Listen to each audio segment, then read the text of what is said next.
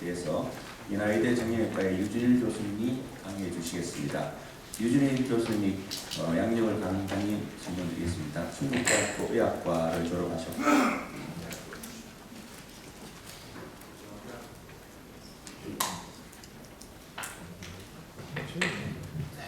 중앙대학교 의학과 박사를 하셨습니다. 충북대학교 병원에서 정형외과 레지던트와 분당서울대병원 정형외과 임상 강사를 거쳐서 경상국립대병원 정형외과 부교수를 역임하셨고 지금은 나대병원 정형외과 부교수로 재직 중이십니다.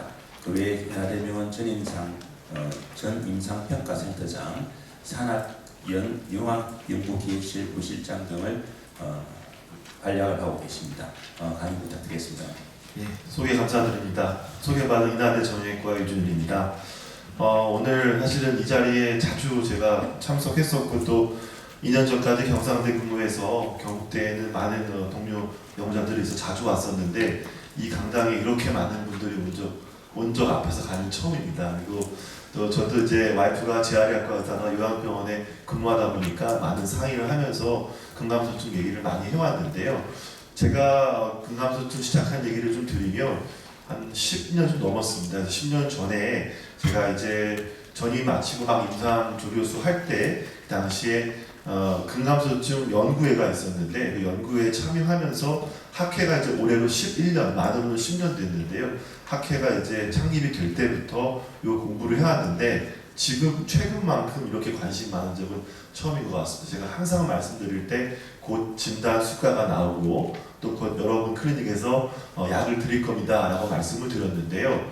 오늘 제가 말씀드릴 수 있는 확실한 대답은 처방 코드가 있고 그리고 진단 수가를 받을 수 있는 질환이 됐습니다. 그리고 치료는 앞선 강의도 마찬가지고 오늘 대부분의 강의에서 계속 강조하겠지만 노인성 만성질환 관리를 같이 하는 것이 가장 중요하기 때문에 그러한 노인성 만성질환 그리고 노인 포괄평가는 같이 들어갑니다. 따로 근감소증이라고 다른 치료가 들어가는 건 아니고요. 그리고 운동과 영양 그리고 이 두 부분에 대한 여러 가지 여러분들이 하고 계시는 처방들이 여기에 다 포함됩니다. 이렇게 길게 말씀드린 이유는 치료제가 현재 임상시험 아직 통과를 못해 제가 하고 있는 게 지금 하나 있는데 아마 내년쯤 이제 통과가 될 것 같습니다. 그래서 내년쯤에는 이제 치료 약제가 나오고 악액질이죠. 카켑시아는 이미 글로벌하게는 출시가 돼서 아마 국내 내년쯤 나올 것 같습니다. 이렇게 이제 활발히 움직이는 분야니까 편하게 좀 재밌게 들어주시면 좋겠습니다. 제가 바로 그냥 실제 진료에 제가 하고 있는 내용들에 대한 최신 리뷰이자 지금 현재로서의 정답을 말씀드립니다. 제가 오늘 강의를 준비하면서 그래도 지금 제가 병원에서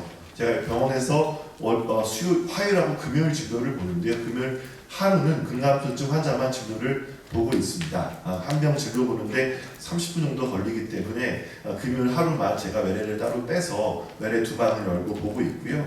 요 클리니컬 패스웨이를 제가 1년째 적용하고 있는데 어떻게 했는지를 간단히 말씀드리면 우선은 여러분들 이미 하고 계시는 노인 포괄평가를 포함해서 포괄적인 진단 평가를 하고 있고요.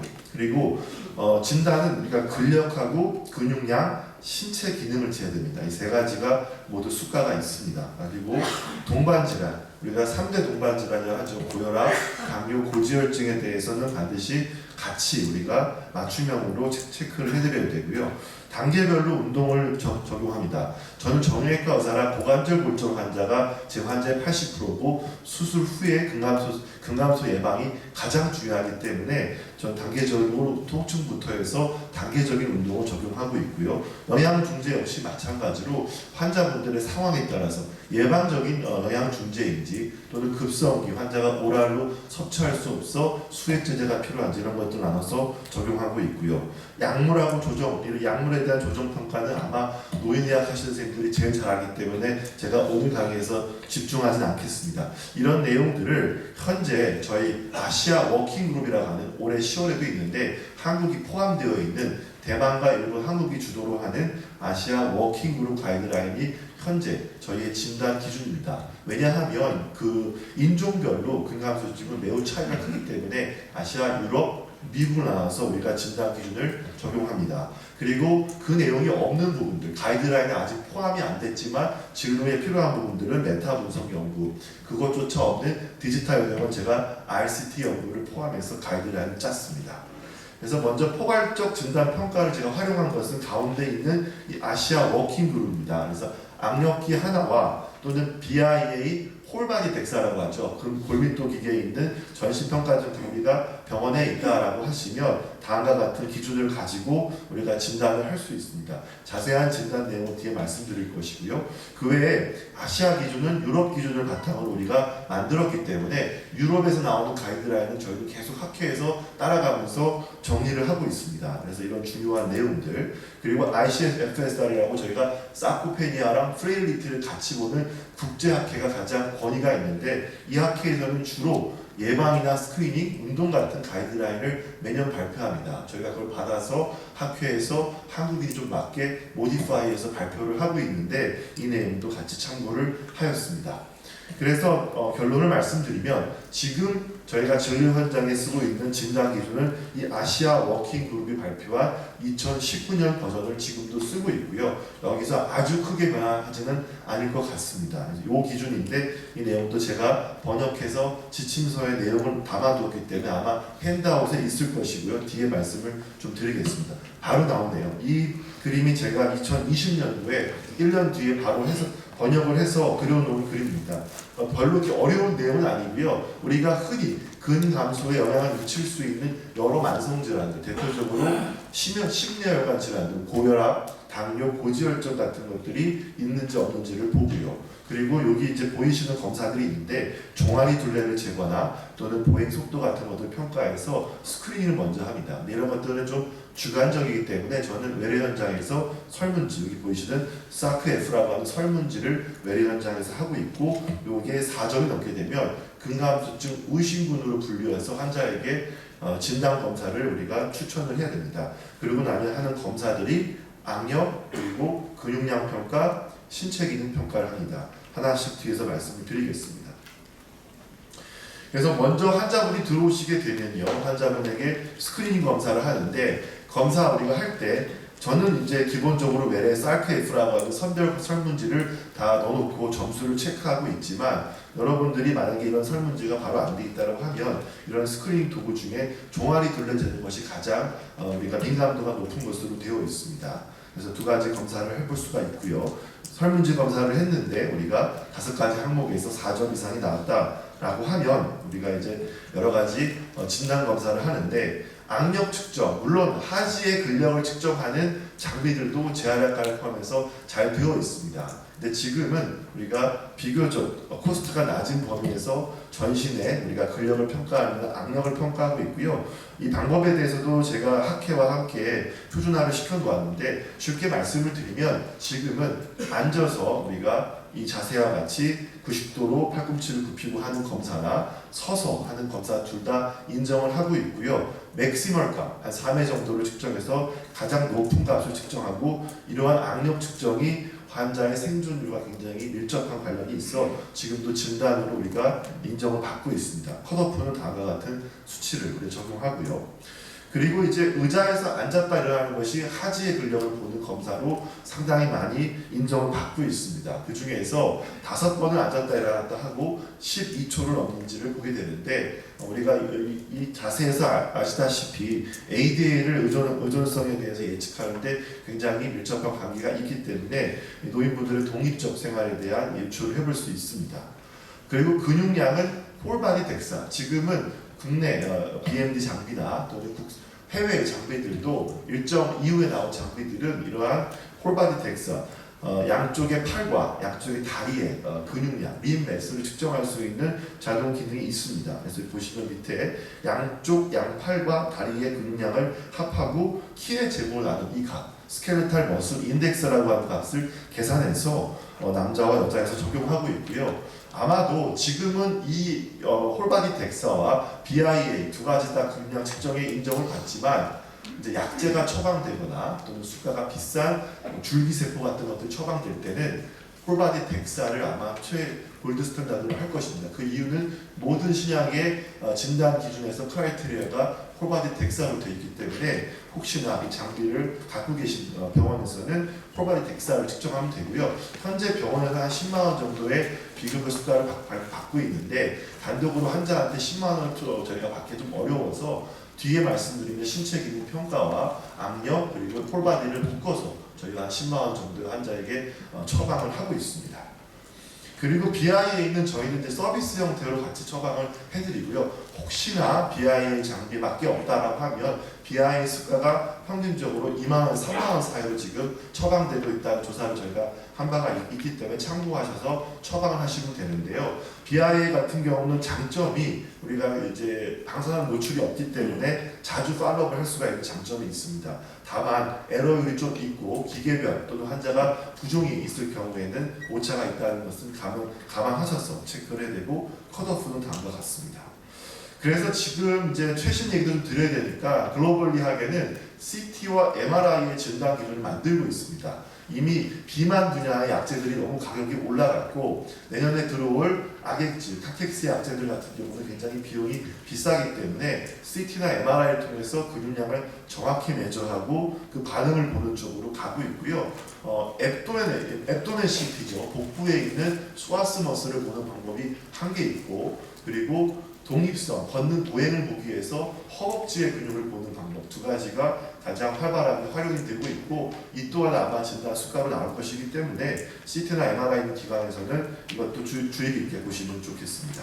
보시면 이 MRI인데 딕슨 MRI라고 굉장히 빠르게 전신을 찍을 수 있는 MRI를 통해서 T스코어, G스코어가 이미 만들어져 있습니다. 그래서 이 T스코어, G스코어로 진단하는 체계들이 영국과 미국에서 진행이 되고 있기 때문에 조만간 우리 현장에도 들어오지 않을까 싶습니다. 그리고 SPPB 역시도 수가가 인정이 됐습니다. 지금은 인정 비급여로 처방이 작년부터 되고 있고 아마 빠르게 지금 학회와 식약처 심평원 등을 통해서 2년 내에 급여화를 추진하고 있기 때문에 한 2, 3만 원 정도의 수가로 제가 결정이 될 것 같습니다. 지금은 한 3만 원 정도 받고 평가를 하는데 여기 보이시는 것 같이 양쪽 다리를 겹쳐서 하는 일반 자세 또는 반만 겹치는 반일렬, 완전히 겹치는 일렬 자세를 하는 균형 평가가 하나 있고요. 그리고 한 6m 정도의 공간에서 게이트 스피드, 보행 속도를 보는 방법, 앞서 말씀드렸던 의자에서 앉았다 일어났다 오해하는 세 가지 검사를 통해서 하지의 근력, 신체 기능의 평가, 그리고 밸런스까지 볼 수 있는 이미 잘 하고 계시는 노인포괄 평가에 들어가는 검사 중 하나일 겁니다. 그래서 SPPB는 현재 근감수증 목적으로 수가 인정이 되었다라고 기억해 주시면 좋겠습니다. 그래서 다음과 같이 여러 문헌을 통해서 사망률이나 또 독립적인 생활에 굉장히 예측이 잘 되기 때문에 인정받은 검사가 되겠습니다. 그래서 세 가지 검사를 통해서 근력 그리고 SPPB 그리고 근육량 검사를 모두 하시게 되면 이 중에서 근육량이 낮게 나오고 근력 또는 SPPB 중에 하나만 낮게 되면 근감소증 그리고 세 개가 모두 낮게 나오는 중증 근감소증으로 구분하고 있고요. 이 중증도에 따라서 아마 약제 처방과 또는 수가 처방이 더 나오는 방향으로 이제 결정이 될 것이라고 생각하고 있습니다. 현재 여러분의 현장에서는 어떻게 하시면 되냐? 이제는 저희 한국질병사회 분류에 M62.5 코드가 있습니다. 아직 많이 안 하고 계신 것 같은데 저렇게 진단이 되게 되면 중증 근감소증 또는 일반 근감소증이 나오면 M62.5 코드를 꼭 넣어주셔야 실비청구 등에서 삭감 우려가 없기 때문에 꼭 처방 코드를 넣어주시고요. 혹시나 우리 클리닉에는 재활 유닛이 있어서 한 6m의 거리가 있다고 하면 저희 클리닉을 한번 참고해 보시면 좋을 것 같습니다. 저희도 대학병원이라 이런 공간 내기가 굉장히 어려운데요. 아주 일정 공간에 6m 공간을 냈고요. 여기에 저희가 최근에 인공지능 기술들이 많이 들어가 있죠. 인공지능 기술하고 스마트 인솔로 또 추가적인 처방들을 하고 있습니다. 우리가 스마트 인솔로 SPPB를 재게 되면 아주 환자의 면밀한 밸런스가 깨지는 시점이나 환자의 하지 근력 같은 것 또는 피지컬 퍼포먼스의 연속적인 변화를 알 수가 있습니다. 이걸 처방시키면 집에 가서 한 달 동안 이걸 신고 찍었던 기록이 저에게 옵니다. 지금 인정 비급여로 수가 처방을 하고 있는 장비고요. SPPB를 측정할 수 있는 기능부가 있습니다. 그래서 이렇게 SPPB를 측정하면 환자가 보행이 깨지는 시점이 언제인지 밸런스가 어떻게 깨지고 있는지 안쪽에서 바깥쪽으로 깨지는지 아니면 뒤에서 앞으로 깨지는지 이런 것들을 면밀히 볼 수 있기 때문에 처방이 가능합니다. 이건 뒤에 제가 자세히 말씀드리고요. 그리고 우리가 근감소증을 운동을 시키면서 관절 각도가 어떻게 좋아지고 있는지, 보행 지표가 어떻게 좋아지는지를 보는 게 정말 중요하기 때문에 우리가 스마트폰 같은 카메라 기반으로 AI 보행 분석할 수 있는 수가가 생기고 있습니다. 내년에 추가될 텐데 현재는 저희가 5년 동안 연구한 데이터를 식약처나 심평원 쪽에 의뢰를 작년부터 하고 있는 상황입니다. 이런 검사도 있다라고 기억하시면 좋을 것 같고요. 표면 근전도는 역시 근감소증 목적으로 혁신 의료기 등록이 되어 있습니다. 이것을 붙이게 되면 크게 저는 대퇴사두근하고 둥근에 붙입니다. 두 가지 근육이 목적이 다르기 때문에 붙여서 평가를 하게 되면 이 근육이 정상인에 비해서 얼마나 떨어졌는지, 또는 수술한 쪽 근육의 오른쪽이 왼쪽보다 얼마나 떨어져서 어떻게 회복시켜야 되는지를 정확히 알 수 있어서 현재 이것도 처방을 저희가 수가를 받고 넣고 있는 장비가 되겠습니다. 그리고 저희가 이제 운동과 영양은 매우 중요한 맞춤형 치료 계획이 필요한 그런 이제 방법인데요. 저희가 ICSFR 기준에 따라서 저항과 영양 중재는 반드시 합니다. 거기에 영양 중재 같은 경우에는 단백질하고 비타민은 반드시 보충을 하고 있고요. 남성 호르몬 레벨을 체크해서 테스토스테론 결핍 환자는 보충을 롱액틴 주제로 하고 있습니다. 그리고 유럽 가이드라인에 따라서 다음과 같이 단계별 다학제적인 접근을 하고 있고요. 그리고 이제 미국에서는 우리가 SWD라는 가이드라인이 있는데 여기서는 원인별 맞춤형 접근을 해서 환자의 질환이 우리가 비활동성 질환인지 또는 질병성인지 노화성인지에 따라서 구분해서 치료를 하는데 이 내용은 시간상 말씀 안 드리겠지만 이 부분도 앞으로 굉장히 중요한 우리가 부분이 될 것이라고 생각합니다. 약자가 살코페니아, 카케시아, 웨이스팅 디스오더입니다. 그리고 이제 운동 권고 지침은 저희 학회에서 권고하는 아이들은 ACSM 가이드라인에 따라서 주에 최소 2회 이상, 그리고 복합적으로 운동 방법을 다양하게 해주는 게 효과가 있기 때문에 8가지 이상의 운동 방법을 한 세트에서 3세트까지 정도 하게 되고요. 8번에서 12번까지 반복시키는 게 효과적입니다. 그리고 원RM을 60을 줬다가 조금씩 점진적으로 증가시켜야 저항성 효과가 늘어나기 때문에 이렇게 운동을 적용하고 있고요.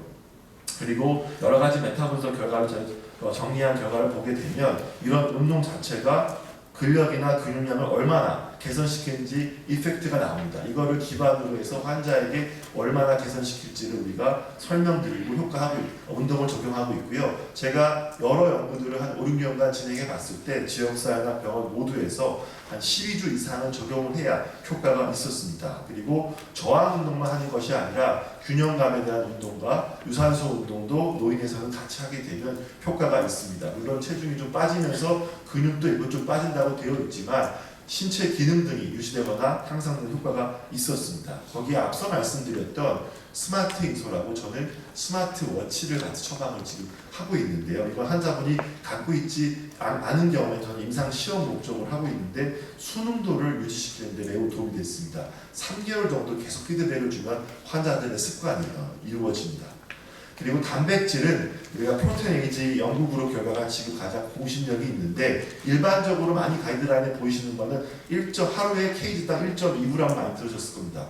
이건 다른 신장에 문제가 없거나 급성기가 아닌 환자에서 일반적인 근감소증이 권장이 되고요. 여러 만성질환을 많이 가지고 있고 급성 근감소가 가능성이 높은 환자들에서는 1.5g까지도 우리가 권장을 합니다. 그리고 중증 질환이나 부상이 있는 저희같이 고관절 골절이 있는 환자에서 콩팥 문제가 없다라고 하면 2g까지 도주를 주는 그런 결과도 있습니다. 그리고 단백질을 우리가 입으로 오랄로 충분히 섭취 못하는 환자들에게는 뮤신, 아미노산 제제 같은 것들을 처방하는데 각 식단을 나눠서 주는 것이 효과적이고 다음과 같은 권장량을 학회에서 드리고 있습니다.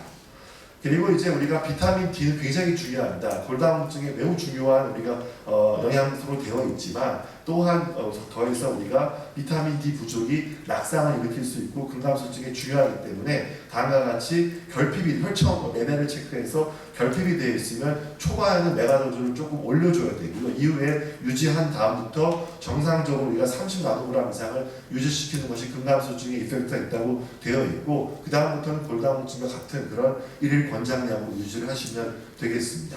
이게 이펙트는 시간상 넘어가고요. 그 외에 제가 오늘 이 시간이 25분이라 케이스를 참 많이 가져왔지만 많이 드릴 시간이 없어서 사실은 영양 건기식에 대한 질문이 엄청나게 많고요. 어떤 특정 건기식이 좋다라고 광고하는 회사가 너무 많습니다. 근데 우리는 이제 의사이기 때문에 설명을 이렇게 드릴 수는 없고요. 지금 보이시는 미네랄 조효소는 학회에서 인정받는 그리고 중요하다고 보는 영양에 필요한 미네랄 조효소입니다. 그렇기 때문에 여기 보이시는 마그네슘, 아연, 칼슘 핸드아웃 나오니까 내용을 참고하시고요. 그리고 셀레늄, 바이타민 B 같은 경우에는 우리가 일일 권장량을 보시면서 환자분들이 갖고 오시는 그런 건기식이나 영양 보조제 같은 거 체크해 주시면 조금 더 과학적 접근이 될 것이라고 보고요. 그 외에도 바이타민 E나 코엔자임 Q10 그리고 카르니틴 그리고 그것들은 굉장히 많은 에비던스가 있습니다. 그 외에도 근합성이나 근분에 직접 관련하는 그런 조효소들은 우리가 아미노산의 류신의 최종 대사산물인 HM이나 또 크레아틴, 오메가3 등을 근단백 합성에 직접 영향을 미치기 때문에 이런 지금 보이신 핸드아웃 내용을 참조하셔가지고 환자에게 처방하실 때 도움이 되시면 좋겠습니다. 그 외에도 이 오랄 제대로 도저히 흡수 못한 환자들이 많습니다. 물론 이런 IV나 영양 수액제제가 오랄 제대보다 효과가 좋다라는 것은 절대 아니지만 지금 시중에 나와 있는 많은 아미노산 부스팅 할 수 있는 수액 치료제나 미세 영양소 관련 수액제가 있습니다. 저 같은 경우에는 수술 후에 급성기에 근의 합성이 매우 필요하기 때문에 거의 루틴리하게 환자들에게 저희가 입원 기간 동안에는 이러한 수액제들을 환자에게 적용을 시키고 있고 많은 에비던스는 있습니다. 그래서 참고하셔가지고 여러분 클리닉에서 활용하시면 크게 문제가 없을 겁니다. 그 외에도 전 남성 환자에서는 테스토스테론 레벨을 측정합니다. 그래서 갱년기 증상이 있고 레벨이 떨어져 있으면 저는 주로 이제 롱액틴 제제를 많이 선호하고 있고요. 이것을 통해서 정상 레벨을 유지시켜주면 근감소증에 보이던 많은 팩터들이 많이 교정이 됩니다. 그래서 저는 최근에 작년에 나왔던 NEJM 결과에서는 MI가 있었던 심혈관 환자에서도 크게 문제가 없이 안전하게 쓸 수 있다는 결과가 나온 이후부터는 이 테스토스테론 제제를 굉장히 적극적으로 진단하고 활용하고 있기 때문에 이것도 클리닉에서 한번 활용해 보시면 좋을 것 같고요. 아마 내후년쯤 날 것 같은데 싸움 제제라고 해서 셀렉티브 에스트로겐 모듈레이터랑 상반되는 약자입니다. 셀렉티브 안드로젠 리셉터 모듈레이터인데 이게 지금 일본에서 임상 시험이 되고 있고 이 약제가 아마 곧 이제 가장 먼저 안전하게 나오지 않을까 싶습니다. 그 외에도 약물 상호 관리 평가하실 때 스타틴 만약에 주게 되면 마이오패시 위험성이 올라가기 때문에 반드시 쓰셔야 된다면 뭐 코엔자임 Q10 같은 것들을 보충하는 거 설명드리면 좋고요. 에이스 이미터 같은 경우는 그 감소증에 오히려 포지티브한 이펙트가 있기 때문에 그냥 지속하시면 되겠습니다. 그 외에도 많은 상호작용 약물이 있지만 시간상 오늘 제가 다 말씀 못 드릴 것 같고요. 그리고 디지털 모니터링 기술이 굉장히 중요한데 저 같은 경우는 스마트 인솔 처방 지금 할 수가 있고요. 그리고 환자가 워치가 있으면 우리 만보기 기능만 있으면 되거든요. 2, 3만 원짜리도 가능하기 때문에 거기서 보이는 그 피지컬 액티비티 데이터를 내려올 때 좀 모아서 보는 플랫폼을 만들어 놨습니다. 그래서 그걸 보고 운동량을 측정해드리고 환자의 수능도를 보고 있습니다. 그 외에 특수한 상황들이 좀 있는데요. 골절이 있을 경우에는 급성기이기 때문에 단백질량을 좀 늘리면서 비타민 D를 꼭 체크해야 되고요. 조기 제한을 시켜야 됩니다. 그래서 걸을 수 있으면 빨리 시켜야 되고 당뇨는 뭐 선생님 잘 아시겠지만 당뇨 자체를 우리가 조절을 잘하지 않으면 근감소 해결할 수가 없기 때문에 조절을 해야 되고요. 또 만성 신부종 환자라면 단백질 주는데 당 같은 특이한 아미노산을 보충해 줘야 되고 관절염 같은 경우에는 우리가 식이에서 염증 수치 낮출 수 있는 시기를 체크하면서 운동을 그냥 하지 마시고 수중에서 운동할 수 있는 것들을 권장드리고 있습니다. 제가 시간을 이제 한 3분 정도밖에 없잖아요. 그죠? 3분 정도 시간 동안에 증례 하나만 보여드리겠습니다. 제가 2개 증례를 준비했는데 일반적으로 오는 제 환자들 중에서 이제 제가 근감소가 있어요. 매스컴 보고 환자들이 꽤 많은데요. 이런 이제 보이시는 증상으로 환자가 옵니다. 정말 많은 약제를 드시고 계시죠. 저희도 제가 평소에 이렇게 초진하지 않지만 근감소증을 당과 같이 초진을 하고 있고 이런 환자들에게 기본 저희가 병력 청취를 당과 같이 합니다. 조금 다르죠. 근력 저하 패턴이나 낙상 이런 것들을 좀 물어봐서 환자에게 체크를 하고 그리고 나서 앞서 말씀드렸던 사크에서 측정하고 간이로 환자 걸어보게 시켜가지고 약식으로 SPP를 체크를 먼저 합니다. 그래서 이렇게 하고 나서 점수를 우리가 보고 환자를 이제 검사를 하는 거죠. 악력 검사하고 저는 근육량 평가하기 위해서 홀바디 덱사랑 BIA를 같이 하고 있고요. 엑스레이도 같이 봐가지고 하지 정렬 활동 같이 보고 있고요. 그 다음에 보행 패턴 같은 것들을 저희 랩에서 보고 있습니다. 그리고 나서 기본 혈액 검사로는 CBC랑 일렉트로라이트 그리고 간 신장 기능 기본 보는 거랑 더해서 염증 지표를 꼭 보셔야 되고 ESR이 좀 민감한 걸로 되어 있습니다. 그 외에 내분비는 우리가 당뇨 검사나 또는 갑상선 검사를 같이 초진을 해주고 있고 저는 거기에 더해서 남성 환자들은 중년 이상의 환자이고 갱년기 증상이 있으면 남성 호르몬 체크를 같이 해주고 있습니다. 그리고 나서 초기 평가로 나온 결과를 다음과 같이 설명을 드리는데요. 이 환자는 시비어 사코페니아가 이 진단 기준이 됐고 또한 테스트 레벨이 떨어져 있었습니다. 또 비타민 D도 떨어져 있고요. 그래서 여러 가지가 다 원인이 수십 가지가 있는 거죠. 체크를 해드리고 이 환자에 대해서 중증 근감소증이니까 위험 요소를 설명드린 다음에 하나씩 교정하는 방식으로 환자들에게 치료를 했습니다. 그리고 운동 평가는 중증이기 때문에 운동을 좀 더 면밀히 하기 위해서 저희 외래 옆에 있는 운동 평가실에서 다음과 같은 근력 평가를 포함해서 SPPB 검사를 모두 진행을 했었고요. 그리고 저희가 최근에 하고 있는 인솔 검사랑 이 근전도 검사 두 가지 모두 다 수가가 있습니다. 그래서 검사를 통해서 환자의 근육을 어떻게 재활할 것인지를 면밀히 수치를 우리가 체크를 했었습니다. 그래서 보시면 이렇게 이제 우리가 환자 촬영을 못해서 이렇게 했는데 어떻게 이게 어느 시기에 깨지는지 어떻게 깨지는지를 명확히 볼 수 있어서 중재를 할 수 있고요.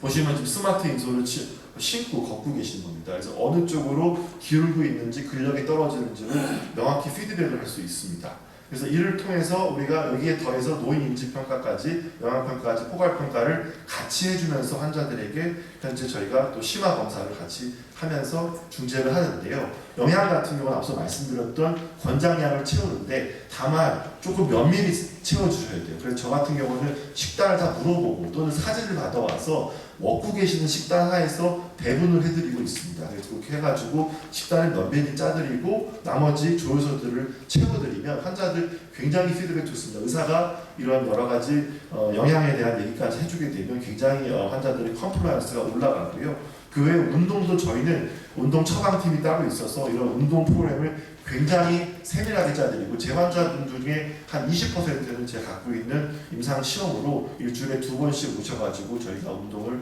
시키고 있습니다. 뭐 오늘 시간상 이런 내용들은 좀 넘어가고 나중에 핸드아웃을 다 드리고요. 그래서 스마트 인솔하고 워치하고 그리고 EMG를 통해서 환자분들 실제 증내 관리를 하고 있는데 전부 다 환자분들에서 비가역적으로 근육을 쓸 수 없는 그런 환자들을 제외하고는 3개월 후에 다 호전을 보입니다. 그게 실질적으로 근감소증이 가역적이라는 질환이라는 결과가 되겠습니다. 그리고 여러분들 잘 아시는 당뇨 관리랑 고혈압 관리, 우울 관리는 같이 역시 하면서 환자를 보고 있고요. 그래서 이제 여기까지 제가 시간상 내용을 정리 드릴 텐데요. 근감소증 환자는 이제 실제적으로 진단하고 치료할 수 있는 환자가 되는데 처방 쪽은 아직 우리가 약제 수가가 안 나왔기 때문에 지금 하고 계시는 영양하고요. 운동에서 할 수 있는 수가를 활용하시거나 또는 앞선 진단 기준을 저희가 맞춰가지고 진단에 대한 내용을 차트에 남겨두시면 삭감되는 경우가 없습니다. 그래서 그런 부분 남겨두시고 운동하고 영양 중재를 해주시면 환자들이 아마 굉장히 좋은 이펙트를 볼 수 있을 겁니다. 경청해 주셔서 감사합니다. 스마트한 강의를 해주신 유진일 교수님 감사드립니다. 신문지가 지금 3장 정도 들어왔습니다. 먼저 1강에 대한 질문을 김교선 부장님께서 하시겠습니다. 세 번째 짧은데 앞으로 나오셔서 신분증에 대해서 김혜근 교수님한테 질문이 들어왔는데요. 두 가지 질문에 대해서 말씀해 주시면 좋겠습니다. 아까 각 케이스별로 세부적으로 여러 가지 경우에 쓰실 약들을 다 설명해 주셨는데 그래도 환자분들이 오랫동안 불면증에 시달려 가지고 약에 대해서 거의 반응을 안 한다고 호소하는 분들이 계신데 교수님께서는 그런 경우에 실제로 어떻게 그걸 처방을 하고 나가시는지 그 한 가지 문제하고 또 다른 질문 하나는 이제 약을 쓸 때 업 앤드 다운으로 하시는지 다운 앤드 업으로 하시는지 점 하나 하고 또 장기간 쓰는 사람들한테 대해 가지고 그 플라시보 그 세라피라 해가지고 그래서 예를 들면 졸피뎀을 쓰고 또 그다음 날은 미약을 처방하고 이렇게 반복해서 하는 그런 경우도 있으신지 효과에 대해서 설명 부탁드리겠습니다. 네, 좋은 질문 감사드립니다. 네, 실제로 약을 드셔도 예, 단기간에 좋아지지 않고 오래 지속되는 분들이 참 많이 있습니다. 예, 일단은 너무 당연한 말이지만 처음 말씀드리는 잠이 안 오는 원인을 조금 더 조금 파악을 해볼 필요가 있을 것 같긴 하고요. 기저의 우울증이나 불안증이나 또 아까 스트레스 요인들 말씀드렸는데 해결 안 된 스트레스가 참 많이 있는 경우가 많이 있습니다. 그래서 이제 그런 조금 더 단순 이런 수면제 말고도 해결해야 될 다른 정신과적인 문제가 있는지를 조금 파악하는 게 좀 더 우선이 된다고 생각이 들고요. 생각보다 수면제만 쓸 때보다는 항우울제를 좀 같이 써야 되는 경우가 많이 있고 예, 그런 경우가 많이 있는 것 같습니다. 그렇지 않더라도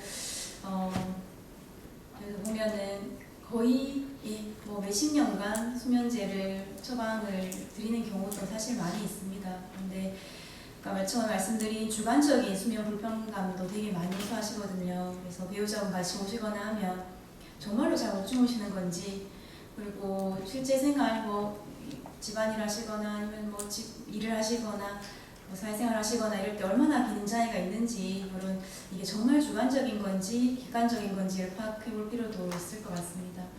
근데 다른 정신과적인 문제가 없다면 아까 말씀드린 지드럭을 조금 장기간 복용해도 크게는 문제는 없다는 생각이 들고요. 그럼 뇌 기능 저하나 이런 리스크가 있으면 인지기능 검사 이런 걸 해야 될 것 같은데 사실 참 쉬운 문제는 아닌 것 같습니다. 네.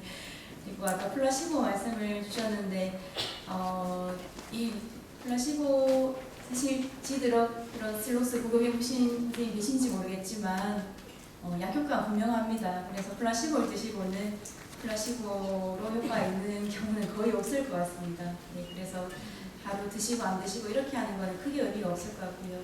점점 줄여간다면 10ml를 이제 5ml로 줄이고 그 다음에 이제 졸피신 5ml가 나와 있습니다. 그래서 5ml를 다시 한번 2.5 정도로 줄이고 이런 서서히 줄여가는 게 조금 더 나을 것 같고요.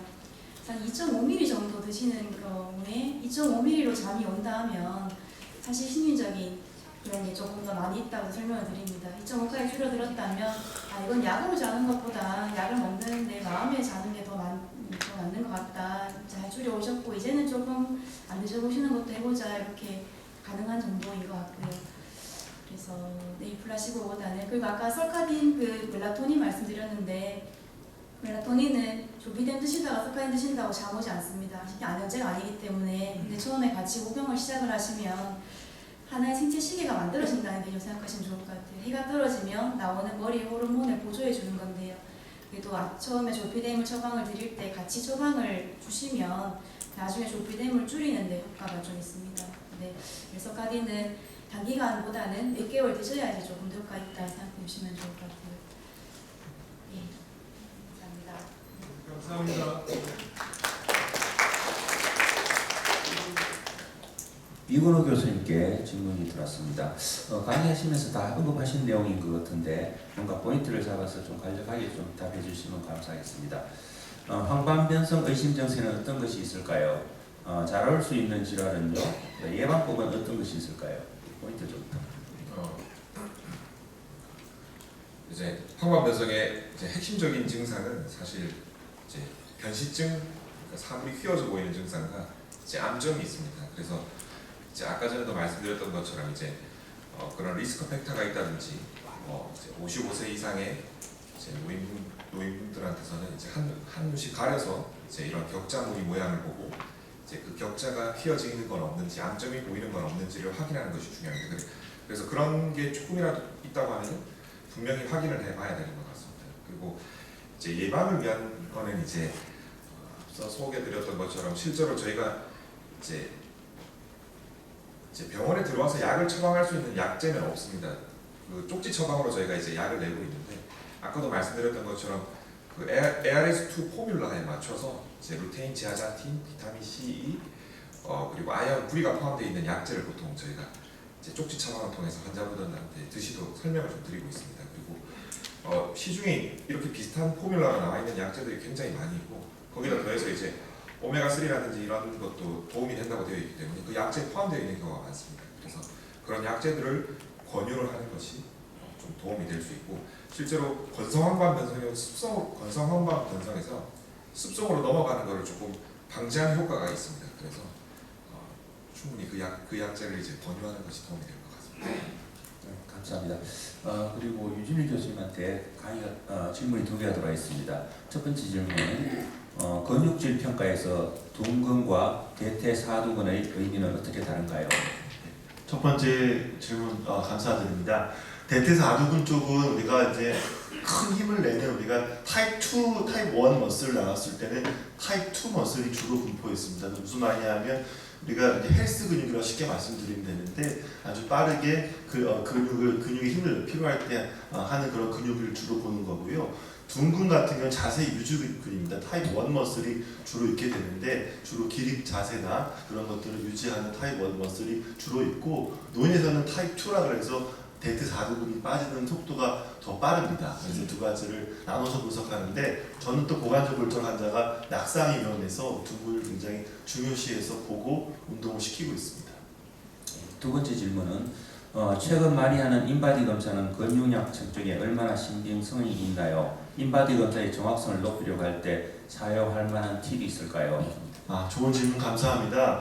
인바디 검사가 이제 인바디 회사가 유명해져가지고 인바디를 하고 있긴 한데 우리가 BIA 검사죠. 그래서 우리가 전기 저항을 보는 검사인데 우리가 그 장비를 보실 때요, 듀얼 프리퀀시, 그러니까 주파수가 다중 주파 이상이 돼야 됩니다. 그래서 쉽게 말씀드리면 그냥 헬스장에 있는 체중계 같은 것들은 안 되고 최소한 양쪽 손을 잡고 다리가 접촉되어 있는 다중 주파수 이상에 있는 장비를 이용해야 되는데 그 장비 이상에서는 우리가 어느 정도 효과가 있는데 그 주파수가 되는 것을 한번 보셔야 되고요.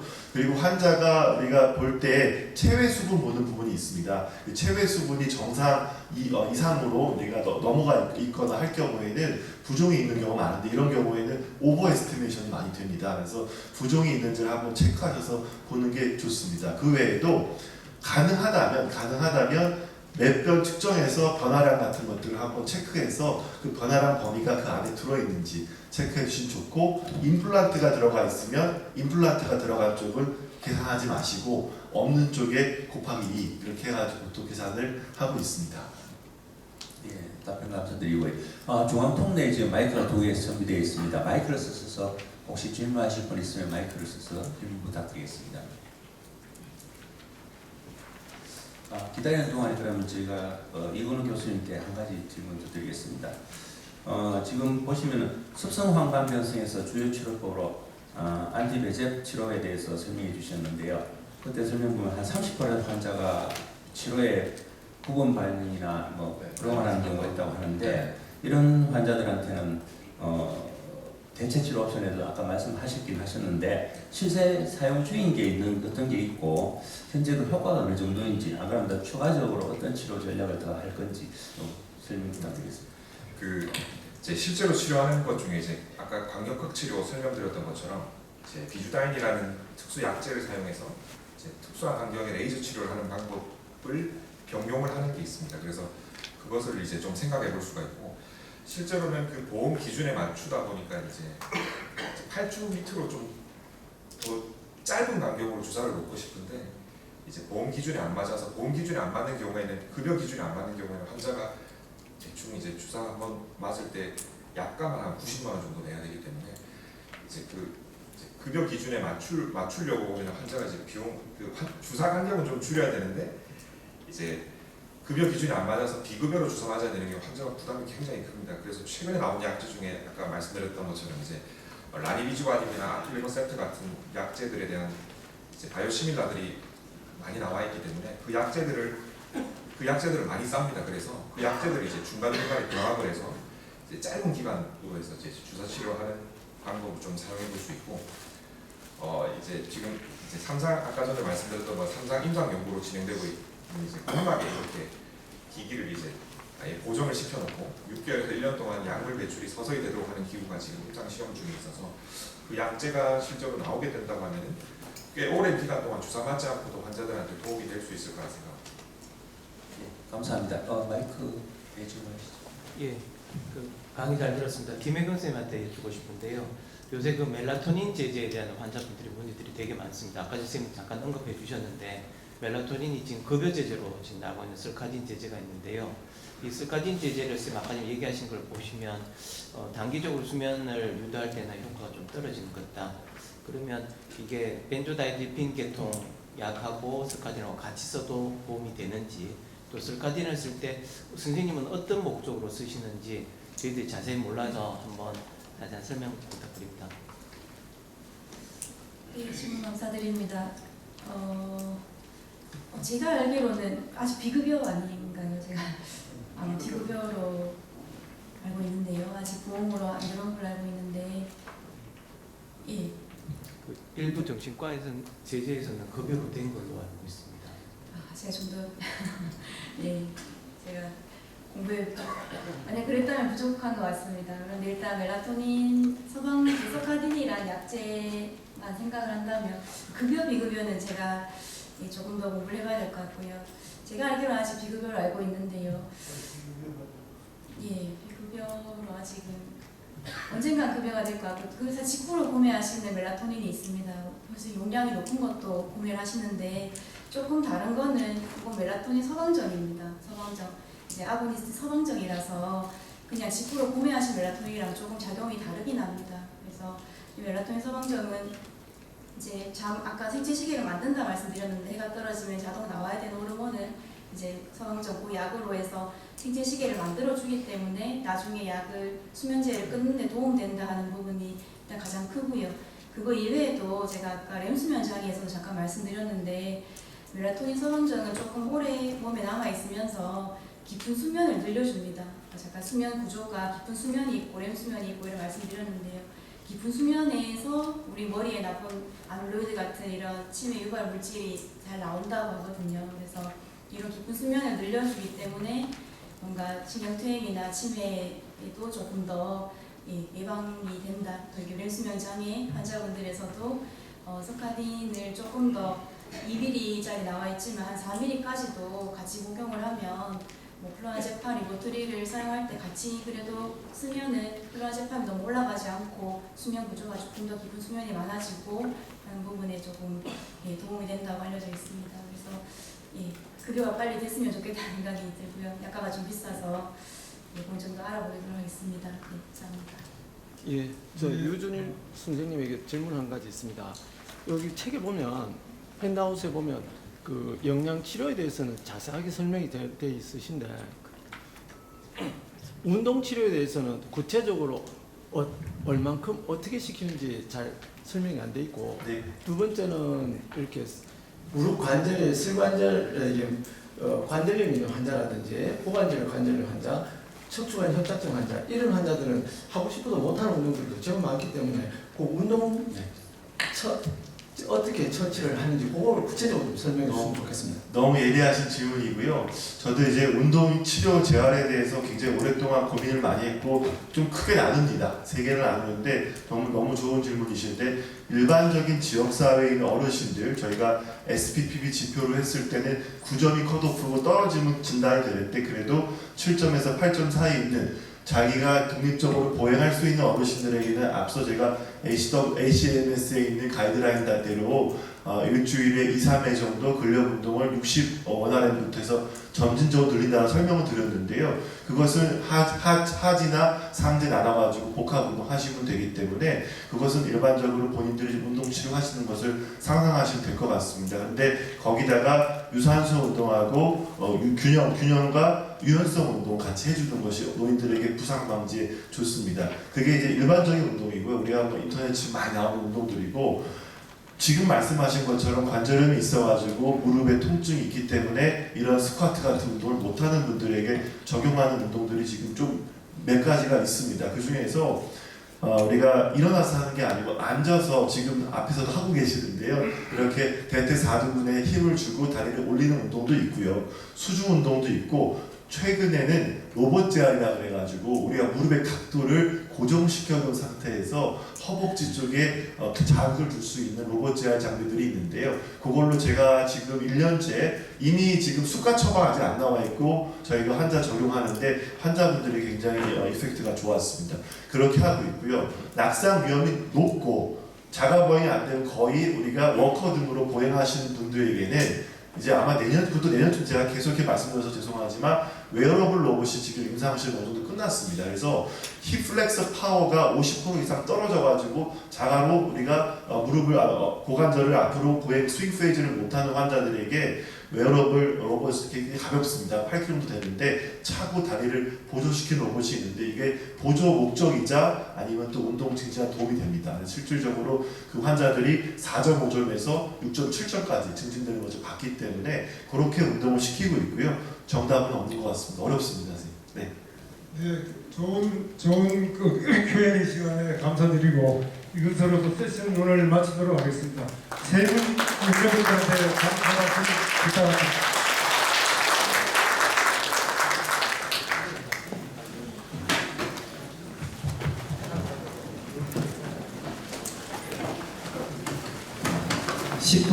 브레이크 타임 하고 제 2섹션 하겠습니다. 저기 휴게실 쪽에 커피 부스도 있고요. 그다음 저희들이 나눠